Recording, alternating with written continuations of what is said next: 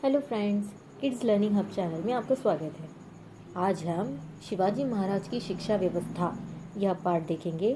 शुरू करने से पहले अगर आपने अभी तक मेरे चैनल को सब्सक्राइब नहीं किया तो प्लीज़ सब्सक्राइब करें और बेल आइकन को दबाएं ताकि मेरे लेटेस्ट अपडेटेड वीडियो की नोटिफिकेशन आपको मिलती रहे। तो शुरू करते हैं। तो बच्चों, जैसा कि आप स्लाइड्स में देख पा रहे हैं, यहाँ पर आपको एक चित्र दिखाई दे रहा है जिसमें शिवाजी महाराज जो है वो जब छोटे थे तब वहाँ का चित्र आपको दिखाई दे रहा है। और आपको चित्र देखते हुए ये समझ ही गया होगा कि वो कुछ सीख रहे हैं। जैसे उनके हाथ में एक भाला है और जिसके साथ वो प्रैक्टिस करते हुए दिख रहे हैं, और उनके पास जो खड़े हैं वो है उनके पिताजी। ठीक है बच्चों, तो शिवाजी महाराज की जो शिक्षा हमने पिछले पार्ट में पढ़ा था कि जब उनका बचपन जो है वो बहुत ज़्यादा भाग दौड़ में बीता था। आज के वीडियो में हम यह पढ़ेंगे कि शिक्षा उनकी कैसे हुई थी। ठीक है, उनकी शिक्षा व्यवस्था किस तरीके से हुई थी। तो शिवाजी महाराज के जो पिताजी थे वो बहुत ज़्यादा नॉलेज वाले व्यक्ति थे। नॉलेज मतलब बहुत ज़्यादा ज्ञान उनको था, और वह संस्कृत विषय के बहुत बड़े पंडित थे। मतलब संस्कृत विषय जो है उनको बहुत अच्छी तरीके से आता था। इसके साथ ही उनको कई भाषाओं का ज्ञान था। इसके साथ ही साथ वह बहुत ज़्यादा संपूर्ण परिपूर्ण व्यक्ति थे, और उन्होंने अपने महल में कई सारे पंडितों और कलाकारों को आश्रय दिया था। मतलब वो उन्हीं के महलों में वो लोग रहते थे।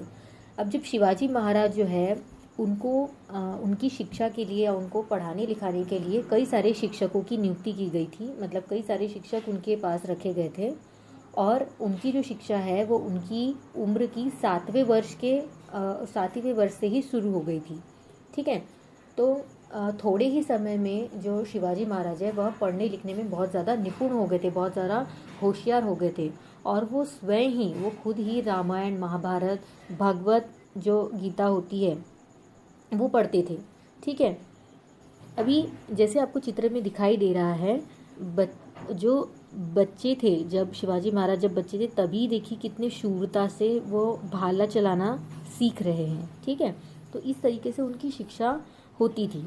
ठीक है, तो यहाँ पर मैंने शिवाजी महाराज की जो शिक्षा किस तरीके से हुई वह कुछ मुद्दों के माध्यम से बताने का प्रयास किया है। तो शिवाजी महाराज जब छोटे थे तब वो स्वयं ही रामायण, महाभारत और भगवत की कहानियाँ खुद ही पढ़ते थे और उसको समझते थे। और इसके साथ ही शिवाजी महाराज जो है वो युद्ध कला सीखने के लिए बहुत ज़्यादा उत्साहित थे। तो उनको सिखाने के लिए वैसे शिक्षकों की नियुक्ति भी की गई थी।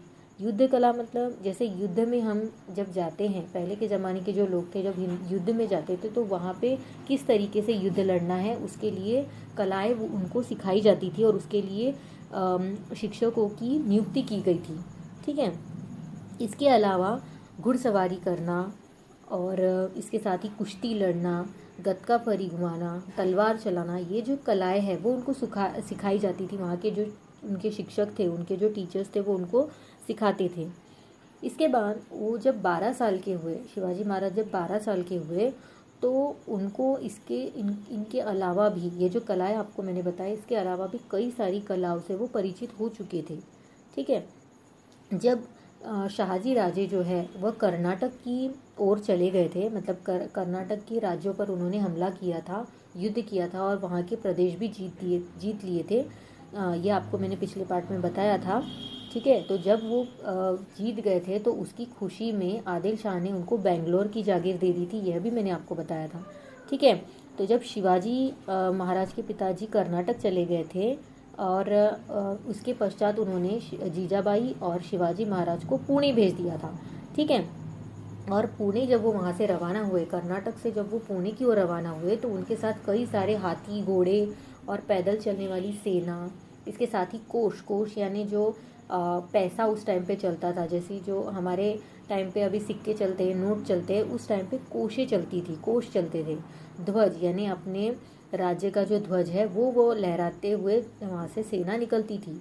इसके साथ ही विश्वसनीय प्रधान और शूर सेनानी, यह सारे लोग भी उनके साथ चले गए। इसके साथ ही अलग अलग विद्याएं प्राप्त शिक्षक जो है वह भी उनके साथ चले गए थे।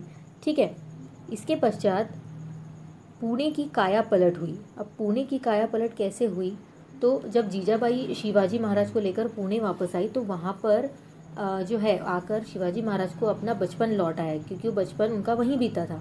ठीक है, तो शिवनेरी की मिट्टी में वो खेले थे और वहाँ पे जो ऊंचे ऊंचे पर्वत थे उनको देखकर बहुत ज़्यादा उनको अच्छा लगता था। सह्याद्री के जो ऊंचे ऊंचे पर्वत थे बच्चों, वो बहुत ज़्यादा उनको अच्छा लगता था।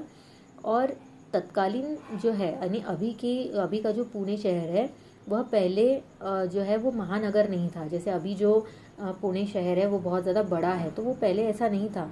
तो शहाजी राजे जो है, शिवाजी महाराज के जो पिताजी है, उनके जो शत्रु थे, उन्होंने उस सुंदर से शहर को, उन सुंदर से गांव को तहस नहस कर दिया था और वहाँ की जितनी भी जागीर है, जितनी भी संपत्ति है, वो पूरी तरीके से ख़त्म कर दी थी, वहाँ पे नष्ट कर चुके थे वो लोग। ठीक है, इसके साथ ही उन्होंने कई लोगों के घर तोड़ दिए थे, मकान तोड़ चुके थे, मंदिर तोड़ दिया था। और जो है इसकी वजह से वहाँ के जो लोग हैं वो गांव छोड़कर भाग गए थे, क्योंकि उनकी जो रोज़ी रोटी थी, उनकी खेती उजाड़ दी गई थी और जंगल जो है वो पूरा जंगल फैल गया था वहाँ पर। और साथ ही जंगली जानवर भी बहुत ज़्यादा उत्पात मचा रहे थे। और जब पुणे की ऐसी दुर्गति हुई तो जीजा माता जब पुणे में वापस आई तो जीजा माता ने देखा कि वहाँ पर गांव में कोई भी नहीं रह रहा है। तो उन्होंने क्या किया, आसपास के जो गांव वाले थे उनको आश्वासन दिलाया, उनको भरोसा दिलाया कि अब उनके साथ ऐसा कुछ भी नहीं होगा।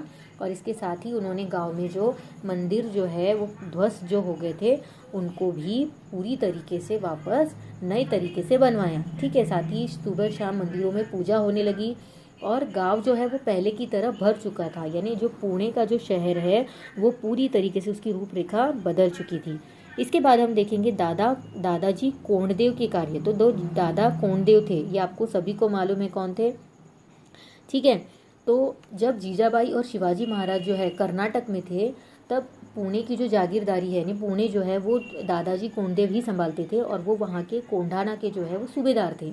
ठीक है, तो दादाजी जो थे वो बहुत ज़्यादा ईमानदार थे। यहाँ पे उनके बारे में बताया गया आपकी किताब में कि वो बहुत ज़्यादा ईमानदार थे, सत्यवादी थे, उनको सच सुनना ही अच्छा लगता था, न्यायी थे, न्याय करना उनको अच्छा लगता था, निष्ठावान थे।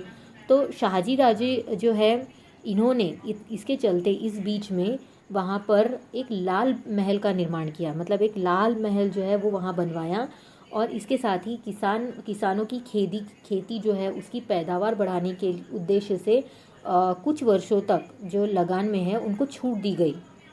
ठीक है, इसके बाद खेती, इससे क्या हुआ बच्चों, लोग खेती करने लगे और खेती जो है वो बढ़ती चली गई।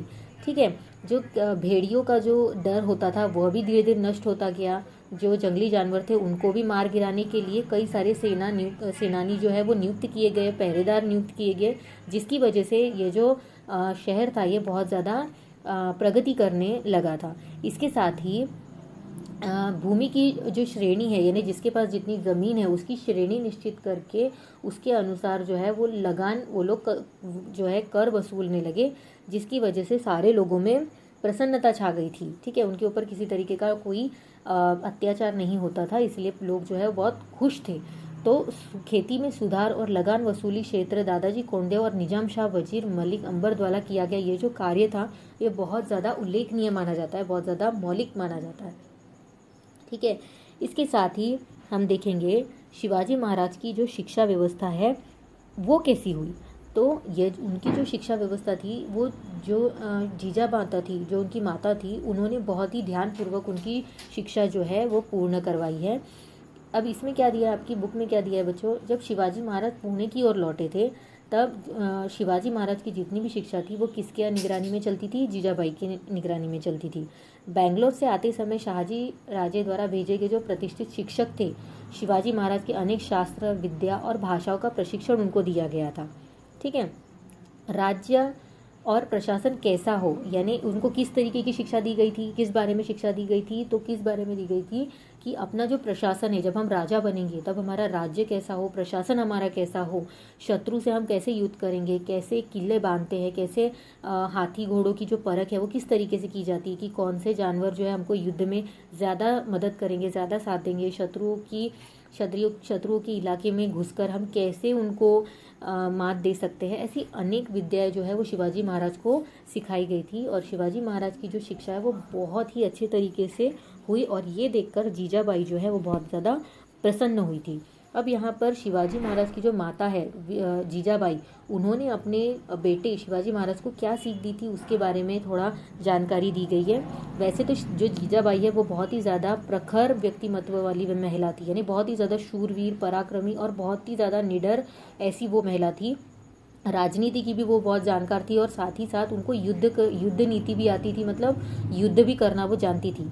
इसके साथ ही जादव और भोसले के जो प्रसिद्ध घराने थे, यानी जो नामी घराने थे, उनकी युद्ध परंपरा से भी मतलब वो अवगत थी, उनको बहुत अच्छी तरीके से युद्ध करना आता था। इसके साथ ही वह स्वाभिमानी थी और बहुत ही ज़्यादा स्वतंत्र प्रिय थी, उनको किसी भी तरीके का पार्शलिटी करना या भेदभाव करना भी पसंद नहीं था। तो उन्होंने क्या देखा, मराठा सरदार जो है वो जो चाहे कितना भी पराक्रमी हो, यानी कितना भी टैलेंटेड हो, कितना भी शूर हो, लेकिन सुल्तानों के पास यानी सुल्तानों के दरबार में उनका कोई महत्व नहीं होता था। यह बात जो है वो उनको बहुत बुरी लगती थी और इसका बहुत बुरा अनुभव उनको आया था। उसके साथ उन्होंने क्या किया, उन्होंने सोचा भरे दरबार में निजाम शाह ने उनके पिता की हत्या कर दी थी। इसके पहले के पार्ट में मैंने आपको बताया था बच्चों कि भरे दरबार में उनको मारा गया था, और यह जो दुख है उन्होंने जैसे तैसे सहन कर लिया था, ठीक है। लेकिन जीजाबाई ने क्या निश्चय किया बच्चों कि उनका जो पुत्र है, उनका जो शिवाजी महाराज शिवबा जो है, वो दूसरों की चाकरी कभी नहीं करेगा, मतलब दूसरों के नीचे वो कभी काम नहीं करेगा। वह खुद अपने दम पर एक ऐसी चीज़ निर्माण करेगा जो सभी लोगों के लिए बहुत ज़्यादा अच्छी साबित होगी।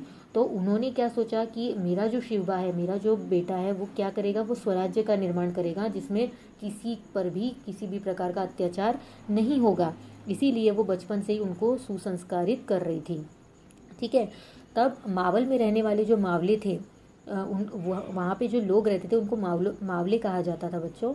और वो जो मावले होते थे वो बहुत ज़्यादा ईमानदार और परिश्रमी होते थे, मतलब हमेशा मेहनत करते थे, मेहनत की रोटी खाते थे, और जीवन में उनकी बराबरी कोई नहीं कर सकता था। जैसे जीवटता में जैसे किसी भी चीज़ को लेकर एकदम पूरी तरीके से जी जान लगा देते थे, ठीक है। यानी बहुत ही ज़्यादा मजबूत वो लोग थे, और सुल्तानों के शासन से वो त्रस्त थे। उस टाइम पे जो सुल्तान उनके ऊपर शासन करते थे उनसे बहुत ज़्यादा दुखी थे। तो सुल्तानों की सेना गाँवों को लूटती थी, वहाँ की जो प्रजा है जो वो दर दर भटकना पड़ता था उनको, क्योंकि वो बहुत ज़्यादा परेशान करते थे, उनका कोई रखवाला नहीं था। तो ऐसे में शिवाजी महाराज सोचते थे कि मैं ऐसे दुखी और जो ज़रूरतमंद लोग हैं उनकी बहुत ज़्यादा मदद करूँगा। घर लौटने पर शिवाजी महाराज की जो माता है उनके साथ बात करती थी, और वो क्या कहती थी, देखो शिवबा भोसले के पूर्वज श्री रामचंद्र थे, यानी उसको वो क्या समझाती है कि बेटा हमारे जो पूर्वज थे, हमारे जो वंशज थे वो कौन थे, तो श्री रामचंद्र जी थे। जो भगवान हम श्री राम जी भगवान जी को जानते हैं वो उनके पूर्वज थे। तो श्री रामचंद्र ने क्या किया था, दुष्ट रावण को मारा था, प्रजा को सुखी रखने के लिए उन्होंने हर कोशिश की थी। इसके साथ ही श्री कृष्ण जी जो है वो भी उनके पूर्वज थे, उन्होंने दुष्ट जो कंस है उसको मारा था और प्रजा को सुखी बनाया था। श्री राम और कृष्ण भगवान जो है वो आपके ही वंश के लोग हैं, और उन्हीं के वंश में हमारा जन्म हुआ है। तो ऐसे लोगों ने क्या किया, दुष्टों का नाश किया। तो वैसे ही तुम भी दुष्टों का नाश करोगे और गरीबों की मदद करोगे, गरीबों को सुखी बनाओगे। तो माँ साहेब के उपदेश से शिवाजी महाराज क्या होते हैं, उत्साहित होते हैं।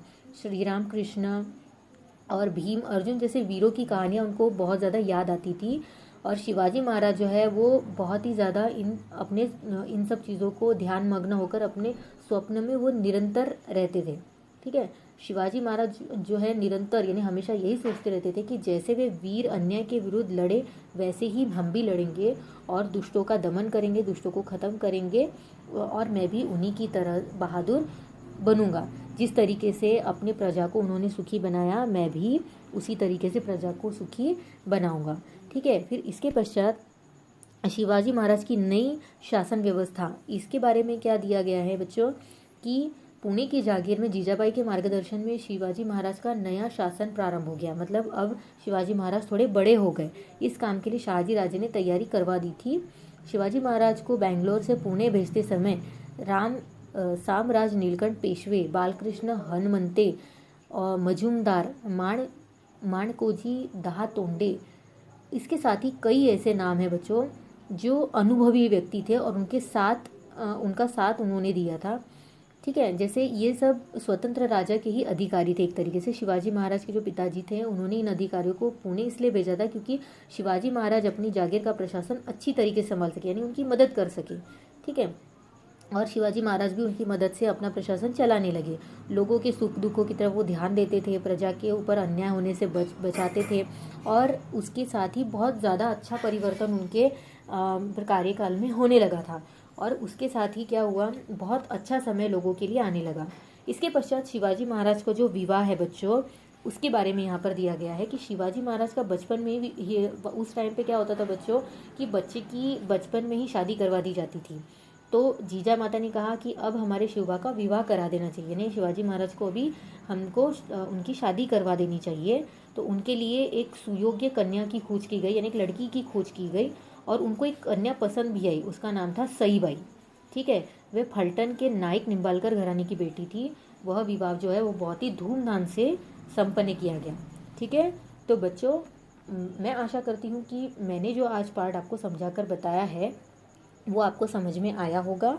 और अगर आपको समझ में आया है तो आप प्लीज़ कमेंट करके मुझे ज़रूर बताएं कि आपको यह वीडियो कैसा लगा, और अगर अच्छा लगा तो इस वीडियो को लाइक करें, शेयर करें, और मेरे चैनल को सब्सक्राइब करें, और नोटिफिकेशन जो बेल आइकन आपको दिखाई दे रहा है उसे आप दबाएंगे तो आपको आपके मोबाइल स्क्रीन पर नोटिफिकेशन मिलती रहेगी। Thank you.